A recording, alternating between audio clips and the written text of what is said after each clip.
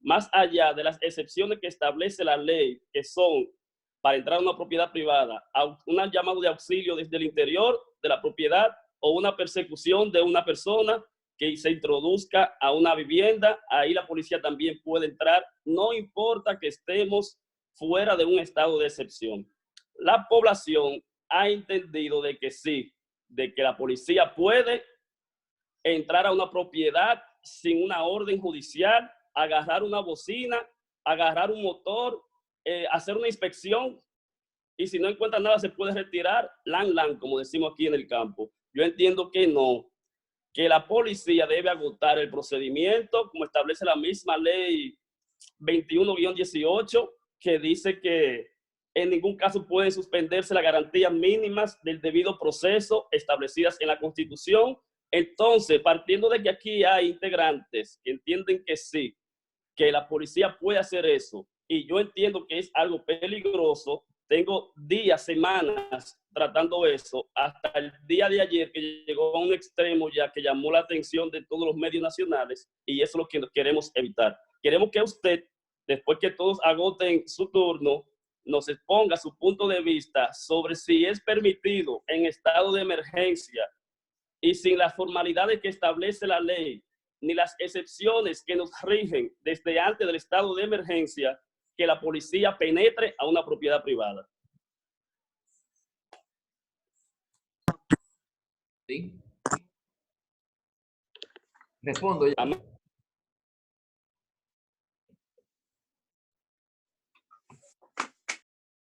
¿Cómo? Amaury. Yo que podría darse su respuesta y a partir de ahí se abre el debate. Ah, bueno, vale.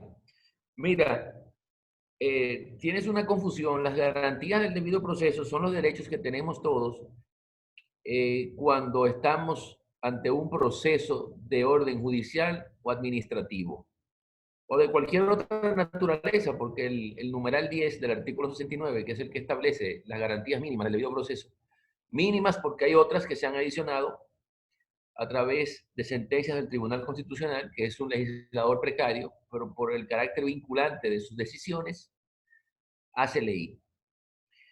Entonces, esas garantías únicamente surten efecto cuando estamos instruyendo un proceso de la naturaleza que fuese.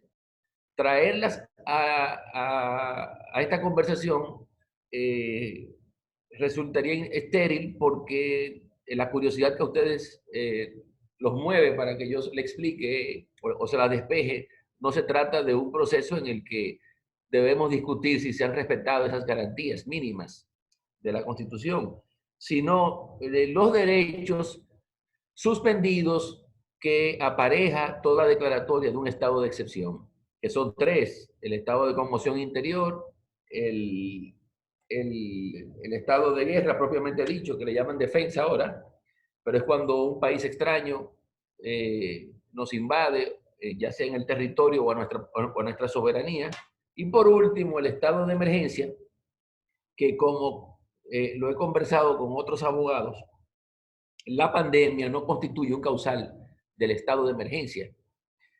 Pero el presidente de la República no quiso prevalerse de los derechos que él tiene en virtud del artículo 128 de la Constitución y prefirió que el Congreso aprobara el estado de excepción en su modalidad estado de emergencia.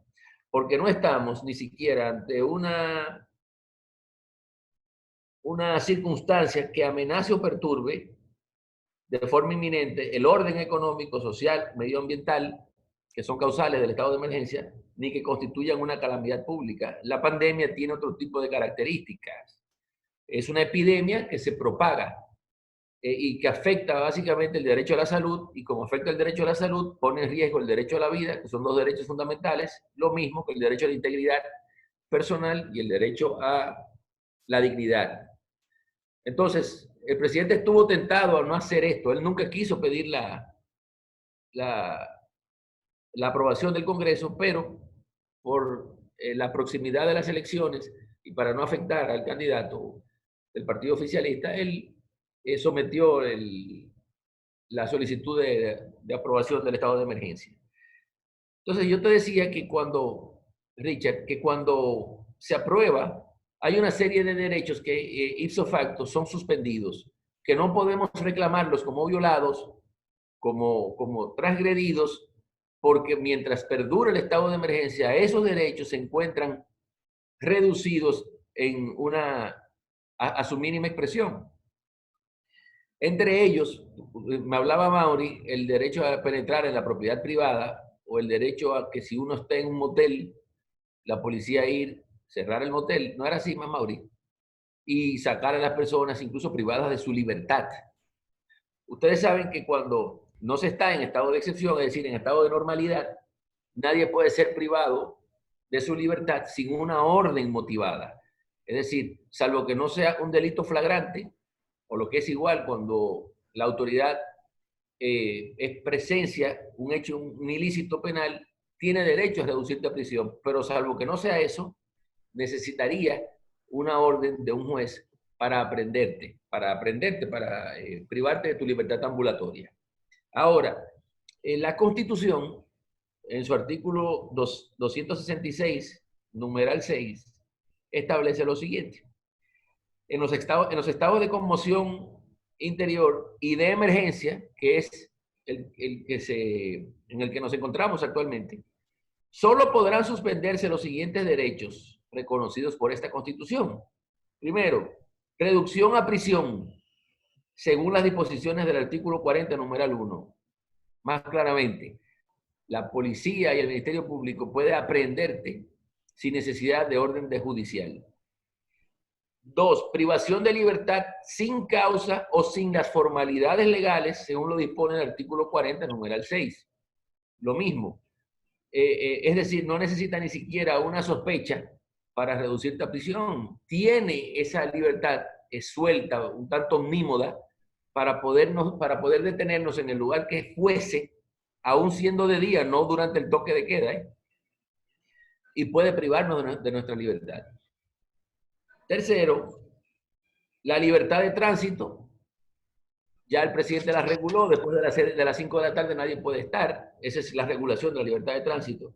La inviolabilidad de domicilio, es decir, que yo estoy aquí en mi apartamento.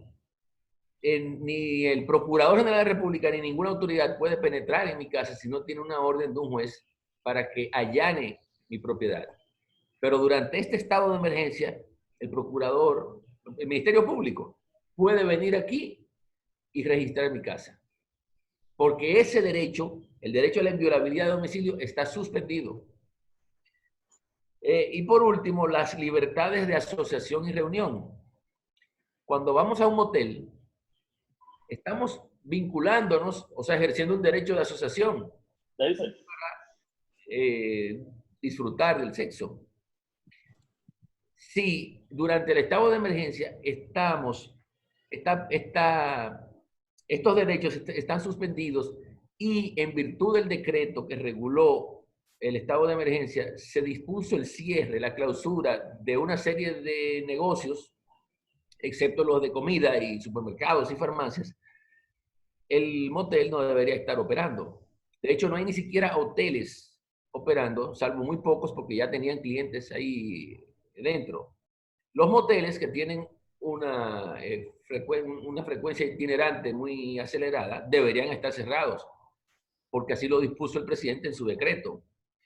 Entonces, pueden penetrar en nuestras casas porque el derecho a la inviolabilidad del domicilio está suspendido. Pueden privarnos de nuestra libertad viniendo a nuestras propias casas o aprendiéndonos en cualquier lugar donde estemos. Porque es la Constitución la que establece la restricción de la libertad a sus anchas de estos derechos fundamentales. Entonces, esta primera curiosidad, Richard, que tú tienes, más o menos te la he despejado. Tenemos, en virtud de este estado de emergencia, derechos suspendidos. ¿Cuáles no están suspendidos? El derecho a la libertad de expresión, que pudo haber sido incluido, pero no lo está. Otros derechos, el derecho a la vida, el derecho a la dignidad, el derecho a otros derechos fundamentales que están aquí reconocidos en esta Constitución, el derecho a una buena administración pública, que es un derecho fundamental, y por eso ya ustedes vieron el sábado cómo Nuria Piera provocó con un programa que el Ministerio de Defensa dejara sin efecto un proceso de compra porque violaba la ley 34006. Entonces, eso es parte de lo que le llaman el derecho a la buena administración. Eso no está suspendido. Lo que está Doctor, suspendido... ¿usted me escucha? ¿Me escucha, doctor? Sí, sí. Mire, doctor, cuando yo le hablé ahorita, hace unos minutos, de la ley 2118, yo sé que usted sabe que esa es la ley que rige el estado de excepción que estamos viviendo. Yo le leí un párrafo del mismo artículo 11 de la ley 21-18. ¿Qué dice? Ese párrafo dice, en ningún caso podrán suspenderse las garantías mínimas del debido proceso establecido en la Constitución. Permítame abundar un poquito más, doctor. Yo tengo aquí el decreto 134-20, decreto que el presidente emitió vulnerando con todo su derecho o conculcando los derechos a la libertad de tránsito y a la libertad de asociación y de reunión única y expresamente. Esos son los derechos que el presidente vulneró cuando se le autorizó. Vulneró significa violó. Bueno, conculcó, escúcheme el término, conculcó o restringió. Tampoco. Suspendió entonces, las facultades de la Constitución. Restringió parcialmente. Sí, vamos a ver. Restringió parcialmente en ese decreto solamente 2 acápites de 11 y los restringió expresamente. Acápite que trata sobre la libertad de tránsito y el acápite que trata sobre la libertad de asociación y de reunión. Dice ese mismo decreto que todos los demás derechos, para parafrasearlo y ahorrarnos tiempo leyendo, que todos los demás derechos deben salvaguardarse. Es decir, que reducir a prisión a una persona ahora mismo debe, por eso es que dice ese párrafo, salvaguardar las garantías mínimas del debido proceso de ley. Yo voy caminando por la calle. ¿Perdón? Amaury. Sí. Busque ese decreto en internet, porque no es como lo está entendiendo Richard, no están todos los derechos suspendidos. El único que no se suspendió fue el derecho a la libertad de expresión. Doctor, ese derecho de la libertad de expresión, si usted me permite, yo se lo dije a los muchachos en una reunión. Por error, el presidente en su primer borrón quiso incluir, por error, ¿me escucha? Sí, yo sé lo que sucedió. Ok, por error, vamos a decir, se coló sí. La inclusión de este artículo sobre la libertad de expresión. Y cuando se percató la comisión o quien sea, hizo las observaciones y se retiró ese artículo de la solicitud que hiciera el presidente en aquel momento. Por eso les reitero, y es bueno que Amaury también lo busque ahí, que el decreto que lo tengo aquí en PDF, solamente... El 134-20. 134-20 de fecha 19 de marzo. Vamos a leerlo, Amaury. Léeme el artículo primero.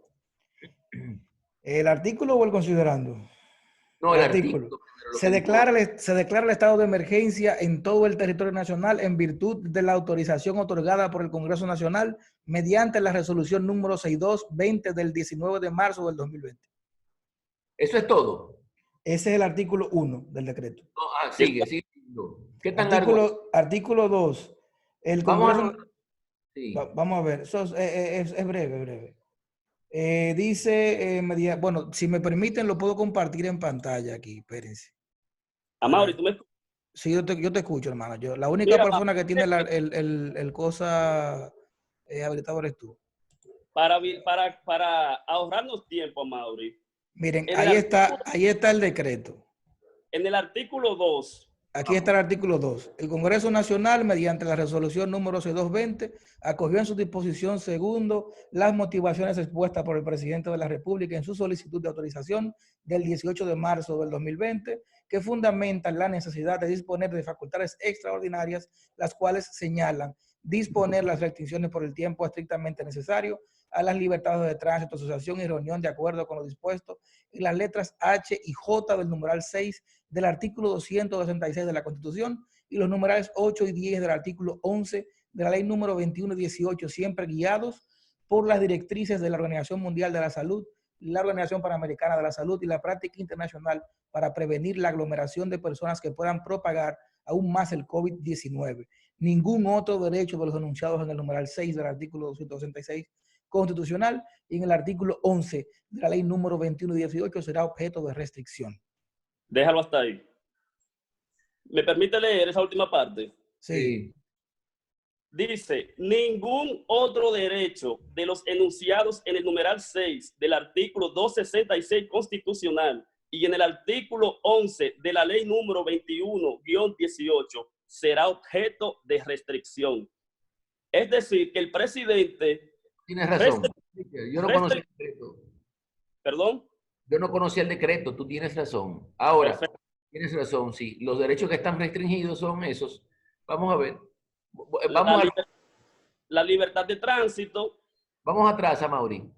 Sí. Súbelo. Ahí, dalo ahí. Disponer las restricciones por el tiempo necesario de las libertades de tránsito, asociación y reunión. Lo que pasa es que en la Constitución y en la ley 21-18 los derechos se repiten. Por eso el decreto lo menciona 2 veces. Bien, entonces ahí están, esos son los que están restringidos. Exacto. No podemos, el presidente pudo incluso haber dispuesto por 24 horas el toque de queda para que la restricción de la libertad de tránsito fuera absoluta. Yo no conocía el decreto, o sea, sabía que se había dictado, pero no me había puesto a estudiarlo. Entonces, ¿qué fue lo que sucedió para saber si ha habido un exceso? ¿Que había una pareja haciendo el amor en un hotel? No, mira, ahí quisiera, Richard, me permita poner en contexto los ejemplos que usamos para partir de lo que tú exponías. Richard planteaba su tesis en el debate, en la discusión, y durante la discusión fueron puestos ejemplos. Uno que es imaginario y el otro que es un hecho real que sucedió aquí en Nagua y que vimos que también se sucedió ayer en Las Terrenas. En el caso de Nagua es por cierto, yo conozco la pareja que hizo la fiesta en el residencial, en el parqueo, sacaron una bocina, tienen varios días en eso realmente, porque lo sigo a través de WhatsApp y de Instagram. No, tranquilo. Ponen una bocina, hacen un karaoke, están tomando, tienen una reunión en el parqueo del residencial. La policía entró al parqueo del residencial y recogió y se llevó a todo el mundo porque estaban supuestamente, según mi tesis, están correctamente llevados porque han violentado una disposición que dice que uno no se puede reunir y hay que evitar las aglomeraciones. El caso de la cabaña fue un ejemplo que se citó como ejemplo para tratar de llevar el debate menos técnicos en términos legales y más gráficos. Es el caso de, por ejemplo, en este estado de excepción en el que estamos, en el que se supone que ese negocio debe estar cerrado, había un cliente que ya antes del estado de excepción haya contratado una habitación o que contrató durante el estado de la habitación y entonces estaba con su pareja ahí dentro y entonces estábamos argumentando de que la policía no podía entrar y cerrar el negocio, llevarse preso al dueño y al que estaba dentro de la cabaña. Esos fueron los dos ejemplos que se pusieron a partir del debate que se generó, sobre todo partiendo del hecho de que la policía estaba excediéndose en sus funciones. Está levantando la mano Andrés de León. Dale, Andrés. Bien atinada la explicación de Richard. Sustentó su tesis, la misma tesis que hemos estado sustentando. Es evidente que tenemos razón en cuanto a los planteamientos y los numerales que fueron suspendidos en el estado de emergencia. Ahora, la inquietud que tenemos va dirigida al doctor Curi. En este momento, quiero que me escuche un poco con atención. La situación es la siguiente. Acá en Nagua hay un residencial y hay personas de la tarde violentando vilmente las disposiciones establecidas por el presidente de la República a través de un decreto emitido. ¿Cuáles son esas violaciones? En primer caso, la aglomeración y en segundo caso, violentando el horario establecido. Tras una denuncia, ¿ok?, porque hay que tener claro, esto es lo que quiero que me expliquen. Tras una denuncia de uno de los vecinos, la policía llega al residencial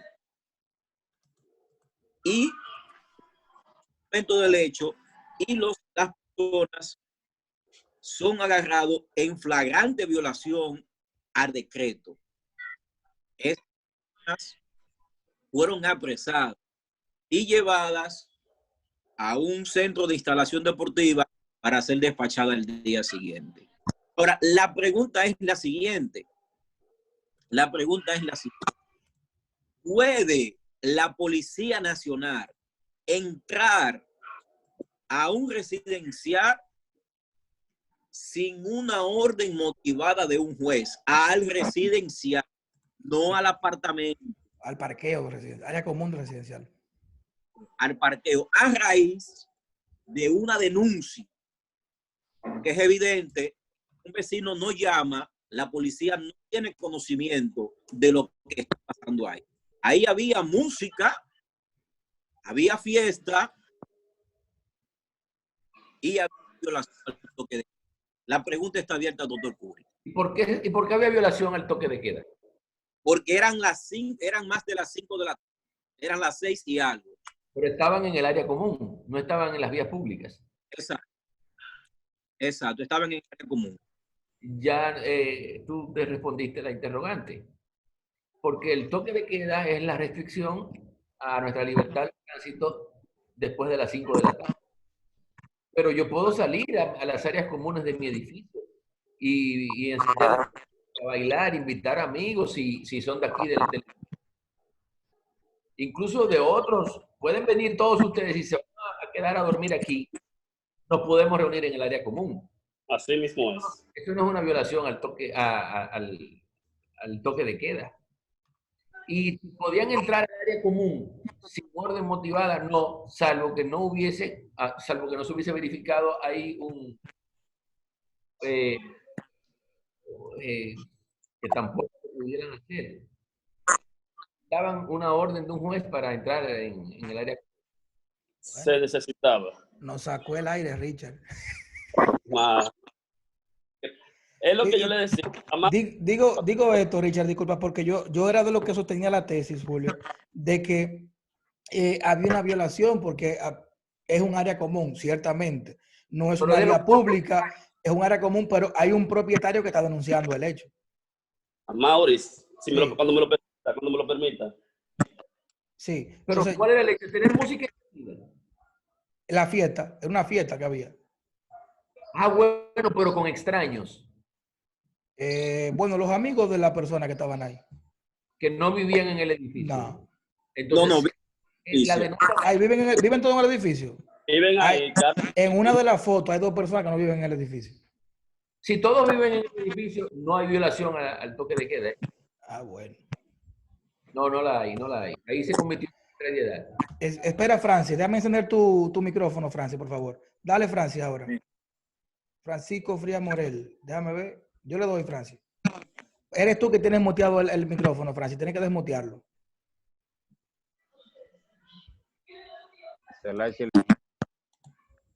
Ahí. Sí, ahí. Dale para adelante, Francis. Bien. Yo entiendo saludos, Curi, y a los muchachos. Quizás Andrés, lo más probable que quiso ejecutar la pregunta, pero yo te voy más suave, más directo. O sea, yo estoy en mi casa ahora mismo, pero yo puedo en las periferias de mi casa, dentro, con verja, instalar una bocina y subirla todo lo que da, y aunque moleste a los vecinos, eso es legal dentro del toque de queda, del horario del toque de queda.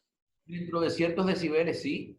No excediendo al punto de moleste, porque para eso hay unas normas que una cantidad de decibeles más allá sí se puede generar una causa de perturbación de la tranquilidad del vecino. Pero yo no sabría... Pero aún en ese caso necesitaría la policía la orden del juez, porque lo que estaría entonces violando es una ley de condominio. Sí, no es una ley de condominio. no es una ley de condominio, pero tú me has arrastrado sin querer a un terreno un tanto movedizo porque esa norma yo no la conozco. Yo ni siquiera sé si es un reglamento o es una ley, porque si es la ley, está permitido que la policía pueda en esas eventualidades y siempre y cuando media denuncia, entrar, si por motivo, eso habría que determinar la legalidad de base a los principios de jerarquía, la ley, son cosas muy técnicas. Sí, es una ley, es la 5038 sobre condominio. No, ya esa ley no existe, hay una ley nueva. ¿La derogaron? Ah, pues yo estaba doblemente equivocado. Una ley nueva, hay una ley que está en la Déjame buscarlo ahora mismo, ley entonces. de registro inmobiliario. Amauris, Sí. te voy a leer, te voy a recordar el artículo que te mencioné ahorita, hace un minuto. Artículo 8.2 de la ley número 90-19 del 19. Que este artículo, en pocas palabras, lo que dice, que inmediatamente interviene una denuncia,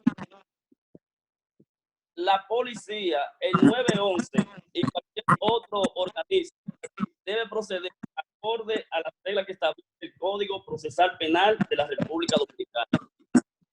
¿Se comprende? Porque es que ya intervino una denuncia, no fue que se pasaron casualmente.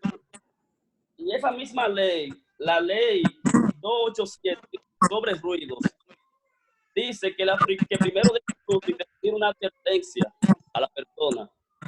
Y si la persona no supera esta advertencia, entonces que debe hacer lo que establece el Código Procesal Penal, de las órdenes legales y proceder a la incautación, porque la ley no habla ni siquiera de arresto, habla de incautación y salarios de multas, no habla de arresto. Y te la voy a repetir para que la apunten todos, para que les sirva de referencia y quizás cualquier duda que yo tenga o una interpretación está clara. Las leyes son la 287-4. Yo la bajé, la voy a mandar al grupo. Ajá. Ley 287-4, modificada en partes por la ley 90-19. Ambas tratan sobre prevención, supresión y limitación de las leyes conjuntamente con el medio ambiente también que regulan eso. Eso hay que estudiarlo. Así es. Sí. Richard ha estudiado más que yo ese tema. Sí, definitivamente. Me preparé, yo le dije que hice mi tarea. Sí. No sé si Juan Carlos o Andrés quieran decir algo, o el mismo Ángel que está conectado. No, la prerrogante queda todavía abierta. Y, ¿Cuál? ¿Cuál es esa? La prerrogante está abierta. Si una denuncia activa la función policial, si una denuncia de uno de los que viven en el condominio activa a la policía para que pueda ingresar al apartamento, porque le está dando el consentimiento. Hay un consentimiento dado. Bueno, pero de alguien que vive adentro. Exactamente, hubo una denuncia y la denuncia tiene carácter de consentimiento. No, vamos a esperar. Ustedes me hablan de una supuesta fiesta en un área de condominio. El área de condominio es un área común de los copropietarios. Exacto. Sí, es de todo, no es de un propietario. Si ahí se produce una denuncia por uno de los copropietarios, la policía pudiese presentar. Es lo que yo tengo, porque la denuncia le está dando facultad a la policía para que pueda entrar. Es decir, la autorización de uno de los copropietarios autoriza a la policía a entrar tras un hecho del que ellos no están de acuerdo. Eso es lo que yo he sostenido todo el tiempo. Hay una denuncia y esa denuncia activa el órgano policial, es decir, la denuncia activa la aceptación de la policía para que pueda entrar, porque todos son copropietarios. Y si hay una violación afecte a uno de los copropietarios, hay una manera de que la policía pueda entrar. Eso sí, es cierto. Eso es lo que yo he sostenido todo el tiempo. Porque si estaba en el área común, él no estaba haciendo uso de su libertad de tránsito en la vía pública. Doctor, con su permiso, doctor. Sí. Es decir, partiendo que dice el compañero Andrés, que si en un proyecto de condominio se hace una denuncia y hay una sola entrada con su bastón que diferencia lo privado de lo público, la policía puede traspasar ese bastón, ese perímetro que divide, la policía puede pasar esa parte Para una orden. El área común. Al área común, Correcto. al área común, claro.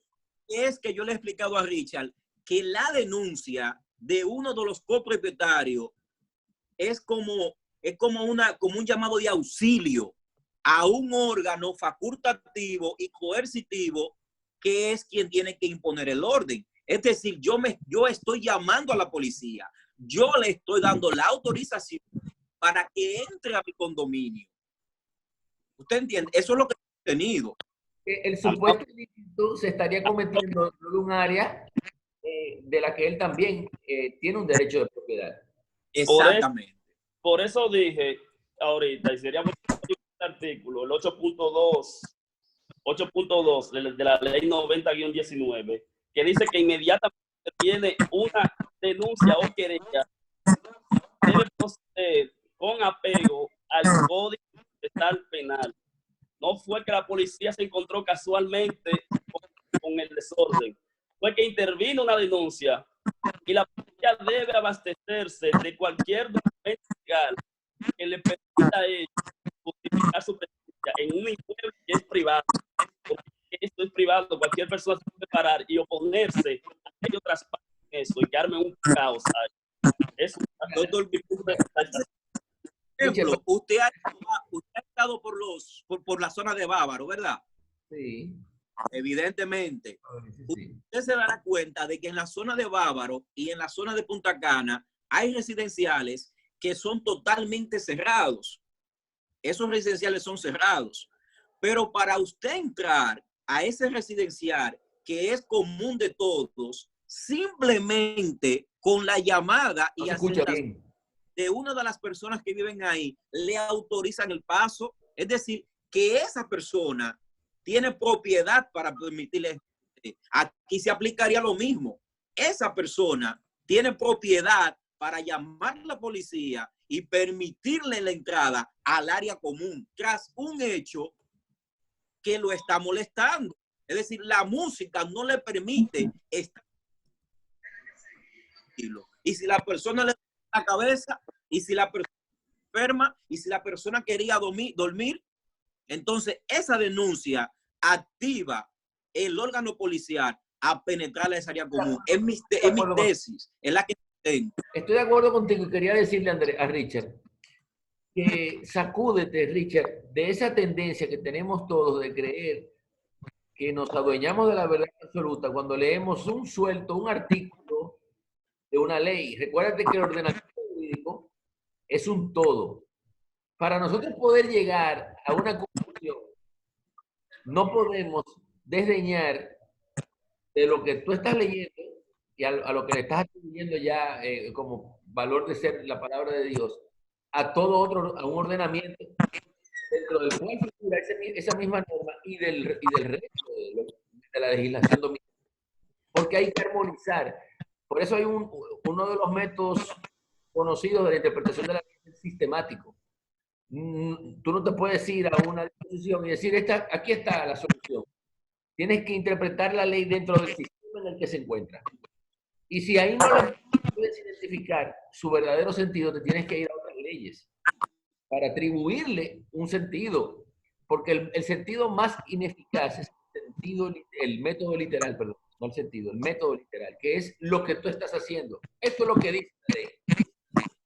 Tú sabes las cosas que dice el Código Procesal Penal, que parece que esa es tu afición, el derecho penal.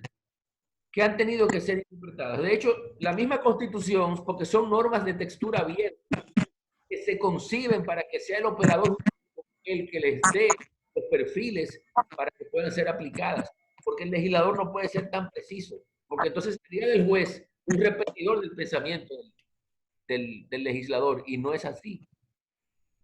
¿Entiendes? ¿Cuántas veces yo no he ganado procesos a pesar de lo que dice la ley? La ley puede decir que 2 y 2 son 4, porque esto no es una ciencia exacta, sino de interpretación. Esto no es matemática, esto no es ingeniería. Y yo he logrado que lea que 2 y 2 son 10. Porque ahí entra la habilidad de uno como en la argumentación. Yo me estoy leyendo este libro ahora que acabo de comprar. Argumentación e interpretación jurídica. Mira, ya no estoy terminando. Pero es uno de muchos, porque esa es mi afición, la interpretación. Yo nunca me rindo. Puedo decir la ley lo que digo. Y siempre hay una vuelta, una interpretación, porque existen varios métodos de interpretación y varios principios. De manera que si yo no llego por un método a la conclusión que quiero, intentaré hacerlo por los otros 3 que existen, que son 4. Jóvenes, son las 7:21. Tenemos casi 45 minutos en esto con Julio. Quiere hablar el abogado estrella de este grupo. Déjeme buscarlo aquí, espérense. ¿Dónde está el hombre del iPhone? Aquí está. No. Juan Carlos. Juan Carlos, pero prende tu micrófono tú mismo. Dime, amado. Dale, Juan Carlos. ¿Me escuchas? Sí. Ay, bien, buenas tardes para todos, ya casi buenas noches.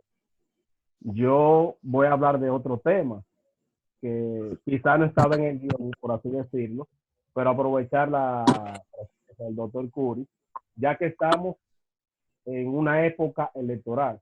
Estamos a 7 semanas, preliminarmente, elecciones congresuales y presidenciales. Doctor, Sí. Debido a la imprevisibilidad en cuanto al calendario provocado por la pandemia COVID-19, que no se sabe si se van a celebrar las elecciones o no, preliminarmente para el 5 de julio. Ahora bien, yéndonos a la Constitución, artículo 274, sobre el periodo constitucional de funcionarios electivos. No se lo vamos a leer porque usted se lo sabe al dedillo, pero entonces, donde la parte infin, que es cada 4 años, el 16 de agosto de cada 4 años, ahí termina. Se está cortando todo esto, Mauri. Dime. ¿Me está escuchando bien ahí? Sí, yo te escucho perfectamente. Ok.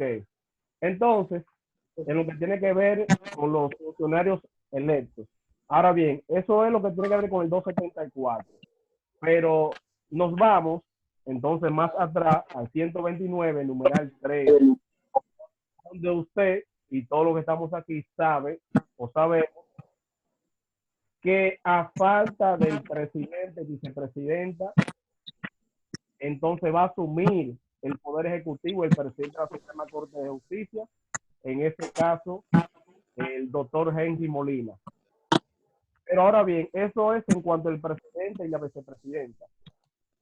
En lo que tiene que ver, doctor, con esos congresistas que la Constitución no establece qué va a pasar con ellos en el hipotético caso de que no se celebren elecciones y tenga que asumir el Poder Ejecutivo el presidente de la Suprema Corte de Justicia, y tal como lo dice el procedimiento, a los 15 días posterior a él haber asumido, entonces vaya a convocar a la Asamblea Nacional para luego nombrar un presidente hasta el 16 de agosto, según el procedimiento del 2024. Eso en el hipotético caso. Pero la pregunta, doctor, ¿qué pasa en ese caso si se da con esos congresistas que la Constitución no nos establece el procedimiento en cuanto a ellos? Le escucho. Mira, tú te equivocas en la premisa desde la que partes para decir que el presidente de la Suprema Corte sería el que asumiría el poder. porque esos causales del artículo 129 no se verificarían de no celebrarse elecciones el 5 de julio o lo que sería lo mismo antes del 16 de agosto. Porque el presidente no faltaría de forma temporal o definitiva, porque la falta aquí es la ausencia de él por muerte o incapacidad de ejercicio permanente. Eso es la falta. Puede ser temporal si la incapacidad tiene cura, puede ser permanente si muere o si queda minusválido, igual que el vicepresidente de la República. Entonces, por eso es que el procedimiento que sigue en el 129, que no es el mismo del 126, que es cuando no puede tomar juramento el 16 de agosto, pero ya habiendo sido electo, establece que el presidente de la Suprema asume el control del Ejecutivo para convocar al Congreso en funciones de asamblea para que designen por el resto del periodo, al presidente que ha faltado y al vicepresidente en falta también. Aquí no habría una falta de presidente ni de vicepresidente, sino una acefalía de poder, porque ese día culmina su mandato, como culmina también el del Congreso. Entonces, el artículo 274, que es lo que yo le decía a Richard, tampoco lo puedes leer esa línea y media que tiene y decir, esta es la solución, porque ese artículo está dentro de una sección. Ahí tú lo vas a ver si lo tienes frente a ti. Y el artículo que le sigue establece los órganos constitucionales de designación, es decir, Tribunal Constitucional, Cámara de Cuentas, el Defensor del Pueblo, Procurador General de la República, todos los órganos de poder que están previstos en la Constitución. Cuando sus titulares falten, se le haya vencido el periodo para el que fueron designados, no es el caso del presidente ni de los legisladores electos, tienen que permanecer en sus posiciones hasta que se designen sus sustitutos. ¿Por qué? Porque del ejercicio de la competencia esencial del Tribunal Constitucional, de la Suprema Corte, del Ministerio Público, depende la institucionalidad y la democracia, porque si de repente se vencen el periodo de 4 jueces del Tribunal Constitucional y no se han designado sus sustitutos, como ha pasado y se han quedado 4 más ahí. Entonces, no habría quórum para que ese tribunal pueda operar. Y quien termina perdiendo es el país, la ciudadanía. Entonces, las disposiciones constitucionales no se interpretan de forma solitaria o aislada. El 274 se tiene que interpretar de forma sistemática y en virtud de unos principios que rigen la hermenéutica constitucional que se llaman integridad funcional, concordancia práctica y el principio de unidad de la Constitución, porque la Constitución es una, no son muchas normas que hay ahí, son muchas normas que ponen un texto. Entonces tú no puedes buscar una solución a lo que no se establece en el 274 para el presidente y los legisladores de forma distinta a como el constituyente, que es el legislador que hace la Constitución, concibió la solución para los casos de los órganos constitucionales de designación. Y el presidente dijo, para yo preservar la institucionalidad, que es un valor democrático, y la convivencia pacífica, y la democracia misma, le digo a los miembros de la Cámara de Cuentas, quédense ahí, aunque su periodo se haya vencido, hasta que su sustituto tome posesión. Es lógico que la solución a la cefalía o al vacío que se produciría en Palacio y en el Congreso Nacional sea exactamente el mismo que el constituyente previó para los órganos constitucionales de designación, no de elección popular. Y tú me preguntarás, ¿y por qué el 274 no lo dice eso? Porque el constituyente no puede prever todas las hipótesis que se puedan presentar en el cumplimiento de una norma. De hecho, ¿quiénes son los constituyentes? Un montón de banqueros, coño, qué sé yo, porque a mí no me gusta hablar así de... Pero ahí hay gente en el Congreso que no sabe ni siquiera leer ni escribir. Ok, pero a Mauri cuando se pueda. Entonces, ¿qué pasaría entonces con el presidente y vicepresidenta en caso de no celebrarse las elecciones? ¿Perdón? ¿qué pasaría con el presidente y vicepresidente en caso de no celebrar elecciones? Yo publiqué un trabajo en el Listín Diario la semana pasada. Se publicó en toda una página donde yo expliqué eso. También ya lo han hecho otros constitucionalistas. Se tienen que quedar, permanecer en el poder porque es la forma más legítima de reconocer el llamado principio de soberanía popular. Porque la última vez que el pueblo se manifestó para elegir a su presidente y a su vicepresidente fue dándole el voto a ellos dos. Esa tesis del Vincho Castillo y de esos locos de que hacer un consejo de gobierno es una locura. ¿Por qué no se hacen consejos de gobierno cuando se vencen los periodos de ejercicio de los jueces del Constitucional o de la Cámara de Cuentas? Pero la defensora del pueblo tiene 3 años usufructuando esa posición porque el periodo para el que ella fue designada ya se venció hace 3 años, pero no puede dejar acéfalo el cargo. Tiene que quedarse ahí porque se lo manda la Constitución hasta que su sustituto sea electo por el Senado de la terna que es el presidente de la Cámara de Diputados. Entonces, esa solución integrada, armónica, con la solución, que es la solución que habría que darle al vacío normativo, que es una laguna del artículo 274. No un vacío, es una laguna. Adelante, Richard. El artículo de Julio está en el grupo de WhatsApp para los que lo quieran leer. Luego de la videoconferencia, pues lo veamos y lo discutamos. Doctor Curi, yo he leído, podría decir, los últimos artículos suyos, así como los de los bichos, los de Cándido Rodríguez, me parece. Cándido, el de Participación Ciudadana. Cándido Gerón. Simón.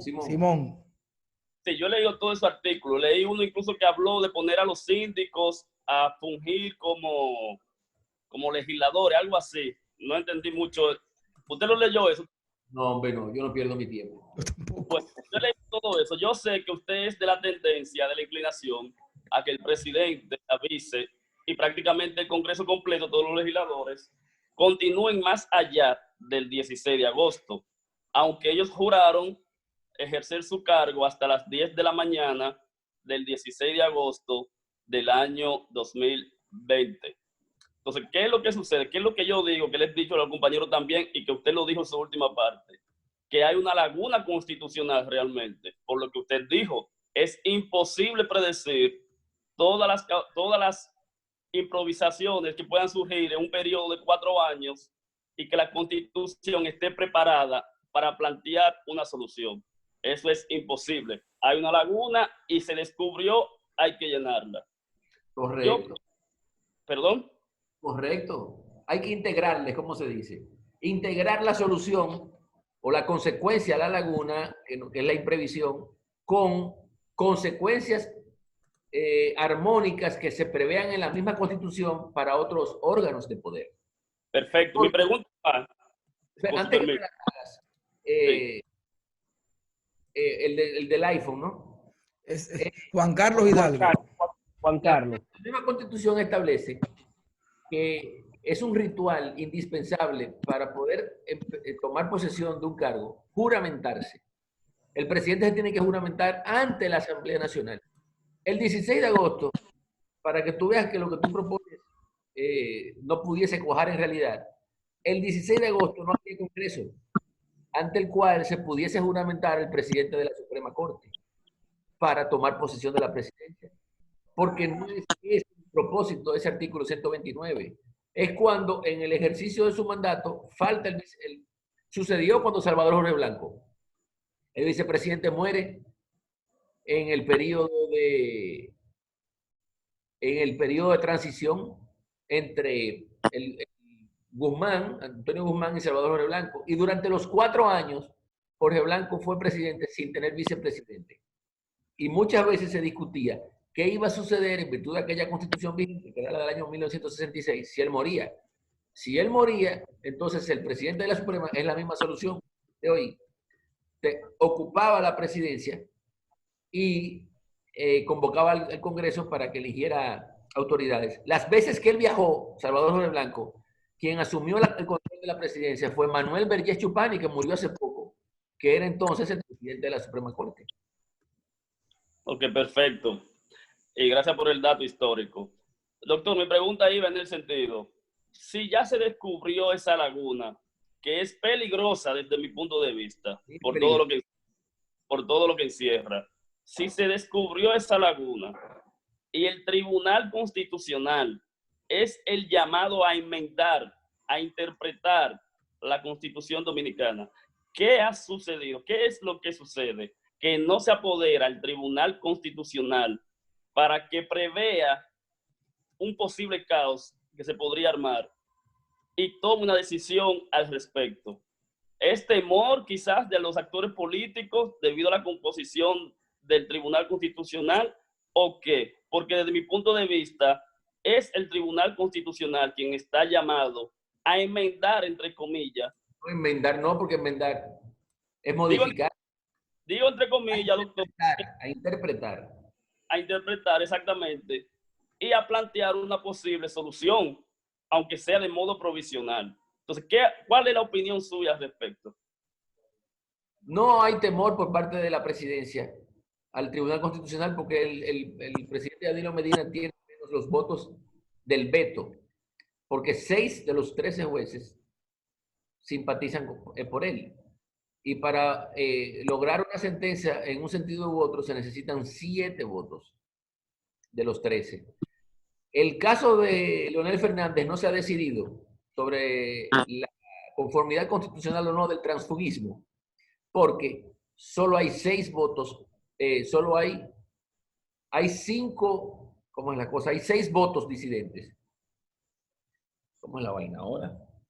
O sea, Leonel tiene 6 votos, no tiene los 7 votos para poder pasar la sentencia reconociéndole su derecho a ser candidato, y así llegará al 5 de julio y será candidato. Una irresponsabilidad del Tribunal Constitucional que eventualmente obligará a una modificación a la Constitución para que se establezca que cuando no se reúna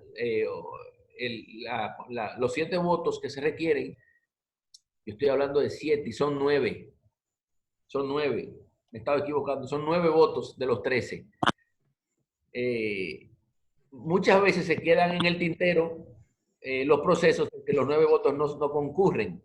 Y hay que buscar una solución a eso en la Constitución, porque muchas veces se llevan al Pleno proyectos de sentencia y nunca llegan a los 9 votos. Y se quedan enchivados y pasa el tiempo y se viola el derecho al plazo razonable.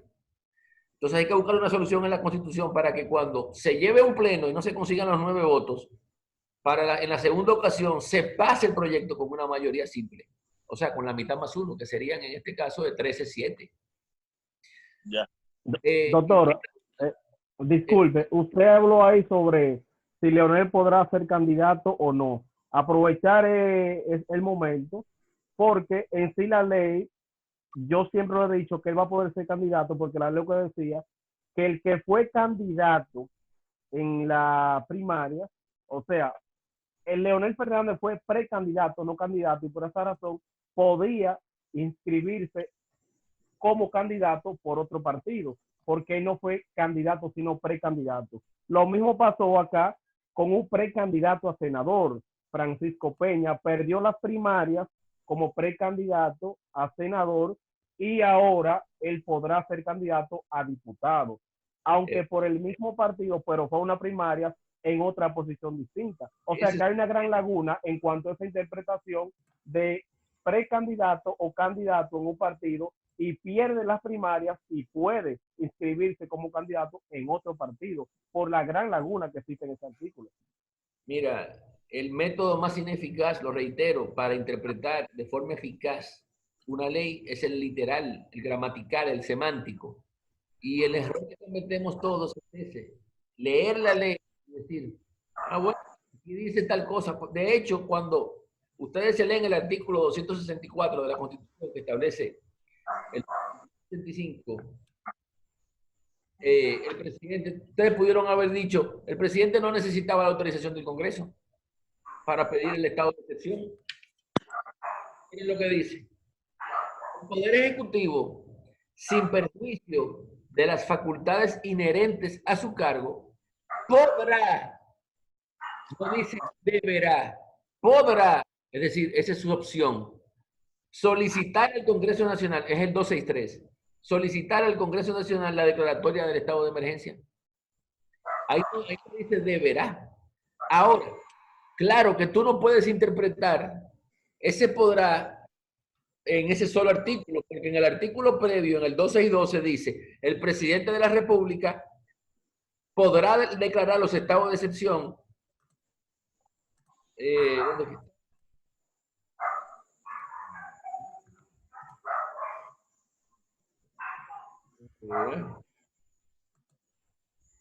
¿Qué fue? Aquí está, en el mismo artículo 262. El presidente de la República, con la autorización del Congreso Nacional, podrá declarar los estados de excepción. Pero aquí dice el siguiente, en una contradicción, podrá solicitar al Congreso Nacional. No, es que el artículo previo ya le dice que debe. Y en caso de ese conflicto, de esa antinomia, tú te tienes que ir a lo que quiso el constituyente, mediante la interpretación sistemática, reglar con estas disposiciones, porque más adelante te dice también en el 263, en el 265, que debe ser la aprobación del Congreso. O sea, ese podrá suelto que está en el 263, no es que el presidente tiene la libertad de declarar los estados de excepción sin la aprobación del Congreso. Es que la necesita. Por eso vuelvo, interpretación del sistema contextualizada. Lo que esas leyes, la ley orgánica electoral y la ley de partidos pretendían era cerrar el transfugismo. Es decir, este hábito de mudarse, de migrar de un partido a otro, porque mina la esencia de los partidos, es el de preservar una ideología, una comunidad en base a intereses. Cuando un hombre que pierde en un partido se va a otro para ser candidato, lo que lo concibe es como un preservativo, como un bien de alquiler. Déjame coger este partido para únicamente ser candidato, pero no tiene identidad con ese partido. Por ejemplo, yo no soy PLDista, porque yo no he creído en el sistema de partidos. Yo creo en los hombres, en los candidatos. Pero si yo fuese PLDista, no tendría sentido que después de haberme asociado a la ideología de ese partido, brincar al Partido Reformista que tiene otra ideología, otros conceptos sobre otra visión del Estado. Eso fue lo que hizo el legislador, cerrar esa brecha para que usted pierda en un partido, no deteriore el sistema, yéndose a otro partido para dar ese mal ejemplo, porque los partidos no son puentes para que usted sea funcionario electivo. Básicamente eso. Entonces, no puedes interpretar que siempre candidato de forma rígida, porque le vas a sustraer el sentido de lo que pudo armar el legislador ordinario, que son, ¿cómo se llaman los banqueros que están ahí en el Congreso? Amaury, cuando se pueda, para despedir. Un montón de gente que mira la... ¿Cómo se llama la del PRD que dijo que el coronavirus era un invento del PLD? La del PRM. La diputada. Josefa Castillo. Josefa. Oye, esa mujer tiene en ese cerebro. Amaury. Tú no le puedes, o sea, tenemos que olvidarnos de creer que la verdad está en lo que uno lee. Ese es un... Miren, antes de pasar a Richard, debemos ir concluyendo porque ya le hemos tomado mucho tiempo a Julio. Y yo quiero agradecerte, Julio, con todos los muchachos aquí, haber aceptado de inmediato la invitación que hiciéramos para que participara con nosotros. Richard, dale para adelante. No, de mi parte yo me voy a despedir justamente a eso de que voy a despedirme porque ya tengo otro compromiso aquí en la casa. Yo tengo a mis hijos que tengo que ahora conectarme por WhatsApp, ayudarlos a hacer tarea. Agradecer al doctor Julio Curry por agotar tiempo con nosotros aquí, que somos principiantes en este tipo de menesteres y esperar que... Tú eres muy curioso. Me gusta leer, indagar y voy a seguir leyendo sobre los temas porque al contrario de lo que usted quizás piensa, yo siempre le digo a los muchachos, yo no soy poseedor de la verdad. Ahora, me gusta leer, intercambiar y robustecer, rectificar conocimientos, ¿usted me entiende? Y realmente fue un placer para mí compartir con usted aquí. Desbloquéeme de Twitter, hágame un favor. Doctor, Doctor, desbloquee ese hombre que usted tiene mucho con él bloqueado. Desbloquéelo. Mándamelo, Mauri. Te lo mando de una vez. Te lo mando de una vez. Yo nunca he bloqueado a nadie. No, Yo debe nunca he terminar. bloqueado a nadie. Al que yo no le haya leído. Doctor, sí. Perdón. Nunca he bloqueado a nadie al que yo no haya visto que me haya dirigido un insulto o le haya dado like o retweet a un insulto que se me haya dado. Para que se realmente no recuerdo qué fue, no creo que haya sido insulto propiamente dicho. Lo que sucede es que yo le voy a decir esto, yo lo sigo a usted desde hace mucho tiempo, por eso le digo realmente que para mí es un placer compartir con usted aquí, aunque hay diferencias en momentos sobre posturas, ¿usted me entiende? Pero yo la diferencia la trato como diferencia sobre un tema, no sobre la persona, ¿usted me entiende? Y yo le profeso a usted mucha admiración, por eso incluso estoy solicitando que me haga el favor de desbloquearme, porque yo sus artículos tengo que leerlo a través de Google y busco Julio Curi, etcétera, etcétera, etcétera. Entonces, hágame el favor y agradecido de su presencia en esta conferencia. Gracias, mi hijo. Un placer.